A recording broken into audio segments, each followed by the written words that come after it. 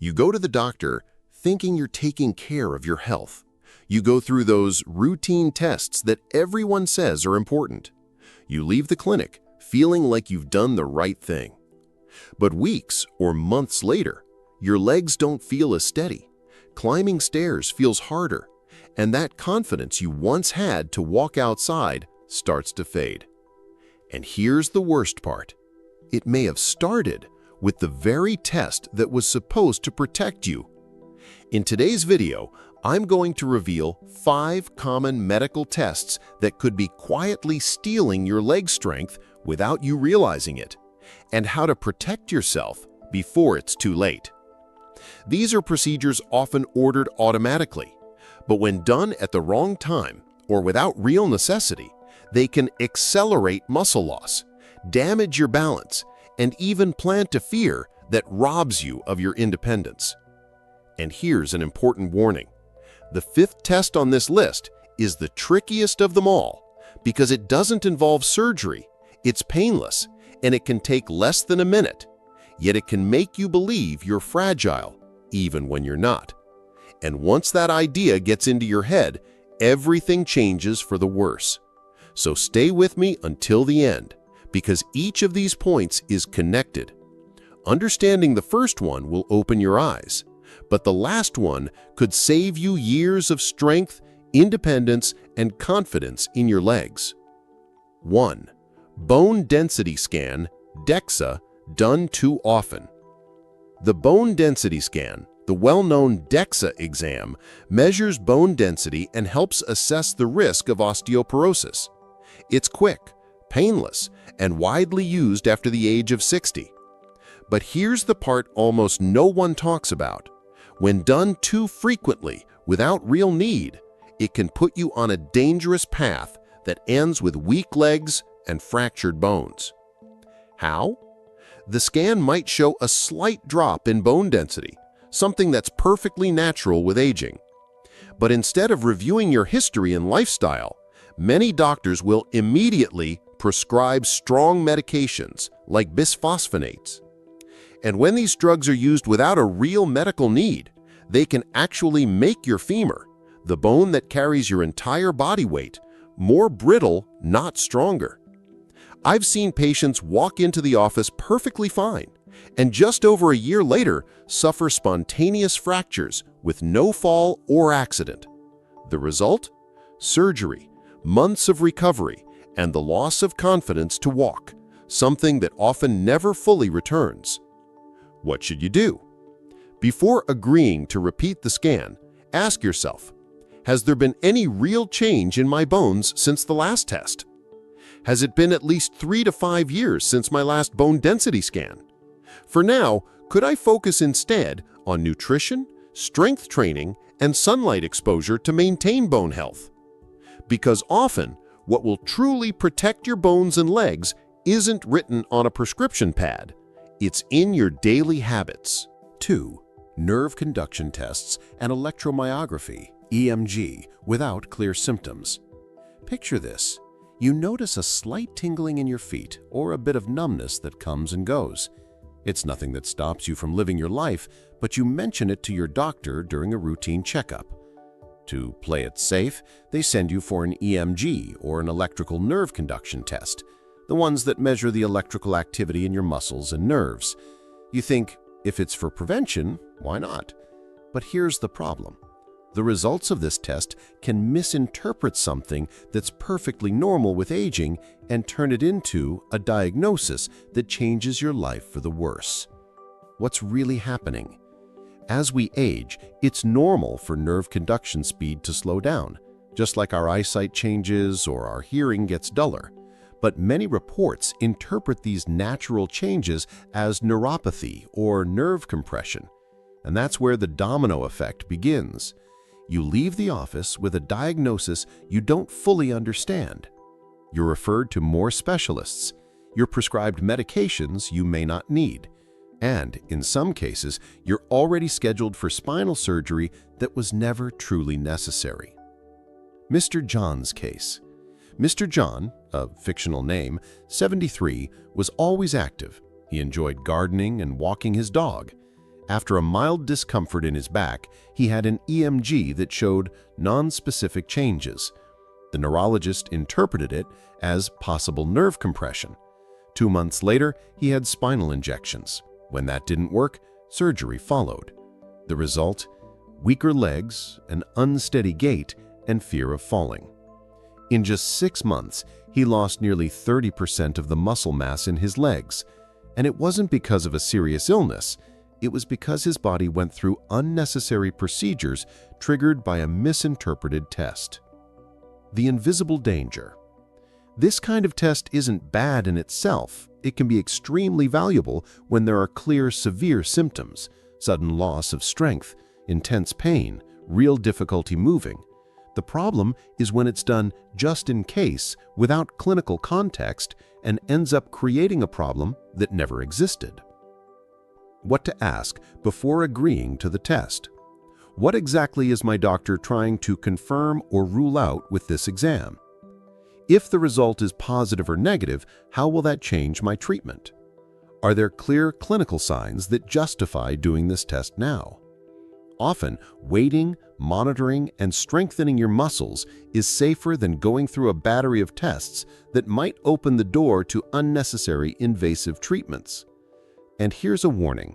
If you think the risk is only with electrical tests, the next item on the list involves a needle and a seemingly miraculous solution for pain, but repeated over time, it can destroy the very foundation that supports your legs, and almost no one talks about it.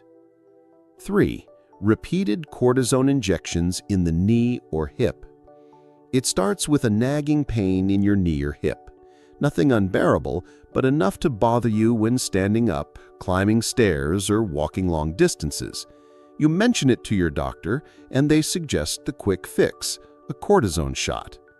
The offer sounds irresistible. It reduces inflammation, relieves pain almost immediately, and you get back to moving more easily. At first, it feels like a miracle, but what no one tells you is that when repeated too often, this quick fix may be silently destroying the strength in your legs. What cortisone does inside your body. Cortisone is a powerful anti-inflammatory. Used occasionally, it can be a great ally. The problem is when it becomes routine, 3, 4, or more injections in the same joint. At that frequency, it doesn't just calm inflammation, it starts weakening the very tissues meant to protect you. It thins the cartilage, damages the joint lining, weakens the surrounding muscles, a process called muscle catabolism. The result is that the pain may decrease, but the muscle and joint support that keep your balance and mobility start disappearing. Maria's story. Maria, 79, active and independent, had been receiving cortisone injections in both knees every 3 months for nearly 2 years. At first, she would say, "I leave walking like nothing ever happened." But over time, she noticed stairs becoming harder. Getting up from her chair required pushing with her hands, and one day, stepping off the curb, her knee simply gave out. There was no fall, no fracture, but when we tested her strength, we found significant atrophy in her thigh and hip muscles, exactly the ones that provide stability when walking. The real danger. This muscle loss doesn't happen overnight. It's slow, silent, and by the time you notice, much of your walking confidence is already gone. What seemed to help avoid surgery can sometimes actually speed the path to it, now with less strength and more risk during recovery. How to use it safely. Limit injections in the same spot to no more than twice a year. Always pair them with physical therapy or strength training to offset muscle loss. Ask yourself, am I treating the cause of the pain or just numbing the problem for a few months? And here's a warning. If you think the problem ends with injections, wait until you hear the next item. It involves a surgery considered simple and minimally invasive, but for anyone over 65, it can rob muscle strength and independence in a way that's hard to reverse. 4.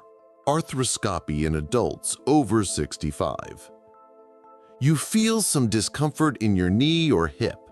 Nothing that stops you from walking, but it's bothersome. Your doctor then suggests a procedure that sounds simple. Let's do an arthroscopy. It's minimally invasive, quick, and you'll go home the same day. The idea sounds harmless.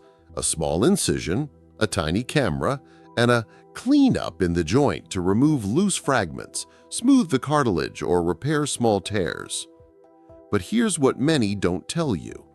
After age 65, this surgery can do far more harm than good. What really happens? Even though it's called minimal, arthroscopy is still surgery, and any surgery requires a recovery period, less movement, limited weight bearing on the operated leg, avoiding stairs or long walks for days or even weeks. For someone in their 30s, that downtime may not have major consequences, but for someone in their 70s or 80s, those weeks can be enough to cause muscle loss that never fully comes back. Helena's story. Helena, 81, a former librarian, used to walk to the market every day. Her doctor suggested an arthroscopy to clean up the knee and ease mild discomfort.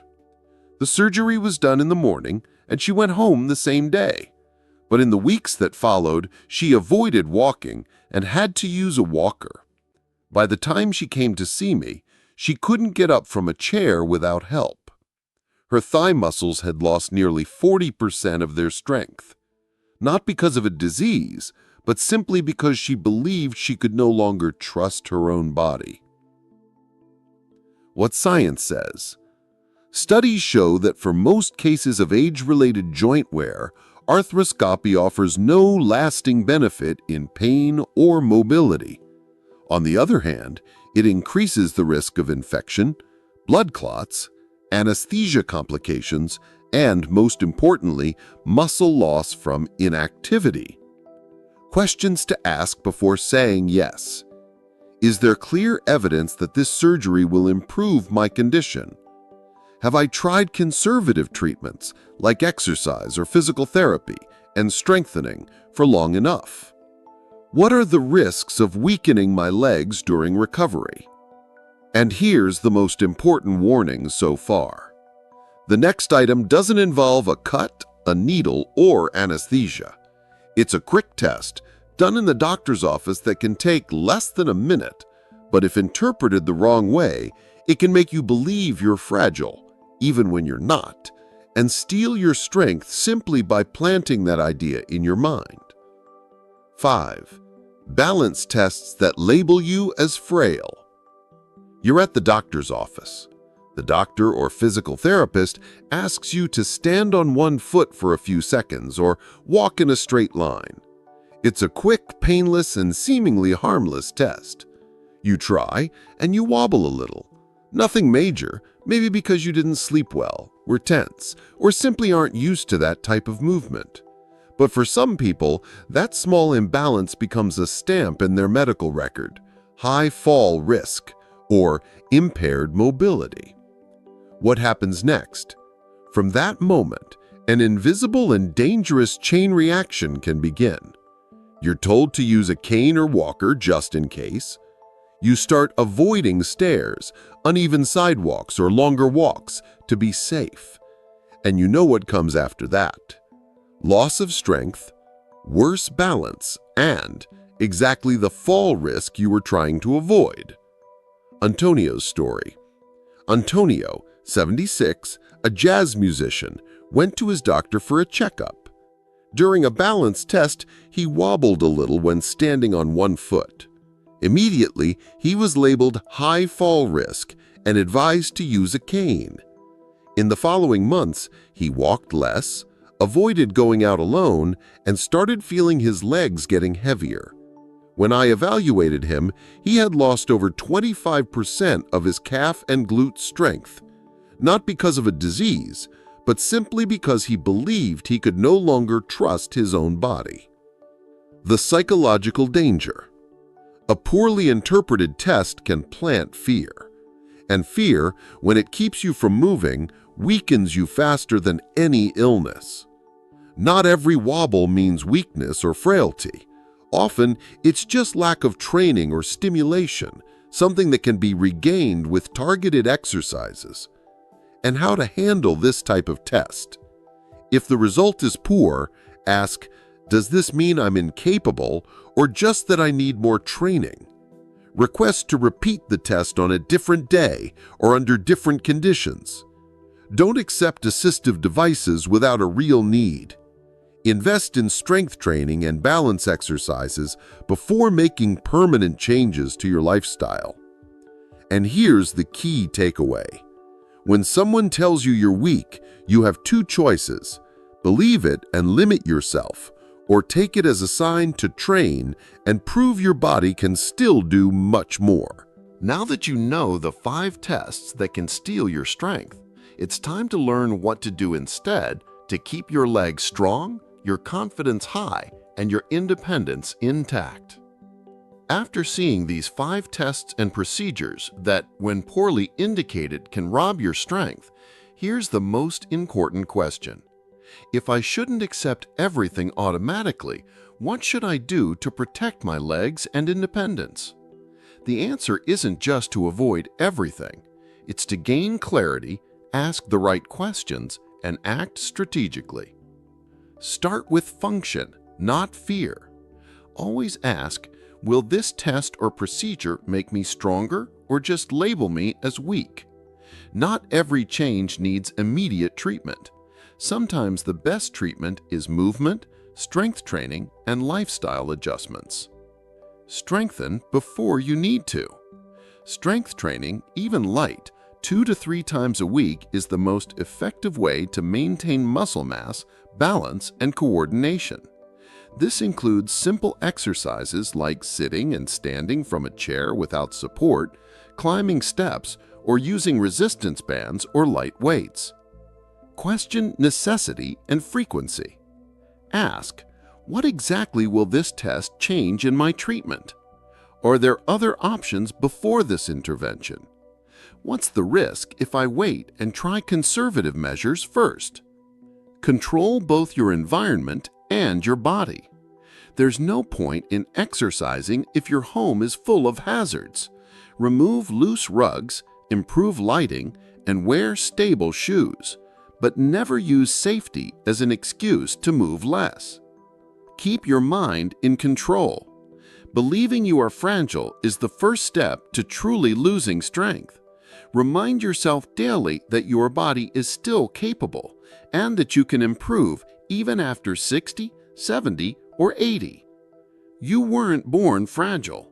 Your body has built, carried, protected, and overcome more than you realize. Not every loss is inevitable. Many are preventable. The most important test isn't the one your doctor orders. It's your ability to ask, understand, and choose what's truly right for you.